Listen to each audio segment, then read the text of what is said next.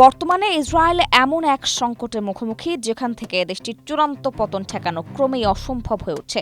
তীব্র অভ্যন্তরীণ দ্বন্দ্বে লিপ্ত হয়ে ইসরায়েলের ভেঙে পড়ার এমনই এক ভয়ঙ্কর সতর্কবার্তা দিয়েছেন দেশটিরই অবসরপ্রাপ্ত জেনারেল ইৎজাক ব্রিগ। ইসরায়েলি প্রভাবশালী সংবাদপত্র মারিবে প্রকাশিত এক নিবন্ধে এই দাবি করেছেন সাবেক এই জ্যেষ্ঠ সামরিক কর্মকর্তা। তিনি স্পষ্ট করে বলেন, বর্তমানে ইসরায়েলের মানুষ বাস্তব পরিস্থিতি ও রণক্ষেত্রে সত্য বোঝার সক্ষমতা পুরোপুরি হারিয়ে ফেলছে। রাজনৈতিক বিভাজন এবং সংকীর্ণ দলীয় স্বার্থের কারণে দেশটির মানুষ এখন একে অপরের প্রতি চরম অসহিষ্ণু ও শত্রুভাবাপন্ন হয়ে উঠছে।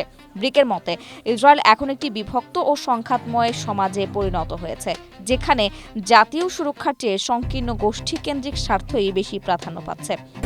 স্ট্রবেরি সুপার ডটেড ও ক্লাসিক ভ্যারিয়েন্ট সেন্সেশন জাগুক শিহরণ।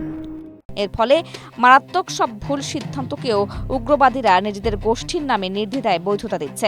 নিজের তিক্ত অভিজ্ঞতার কথা তুলে ধরে ব্রিক জানান, সাবেক সেনাপ্রধানদের নেতৃত্বের সমালোচনা করায় একদল তাকে নেতানিয়াহু সমর্থক কট্টর ডানপন্থী হিসেবে আখ্যা দিয়েছে। আবার প্রধানমন্ত্রী বেনিয়ামিন নেতানিয়াহুর ব্যর্থতার সমালোচনা করায় ডানপন্থীরা তাকে বানিয়ে দিয়েছে বামপন্থী।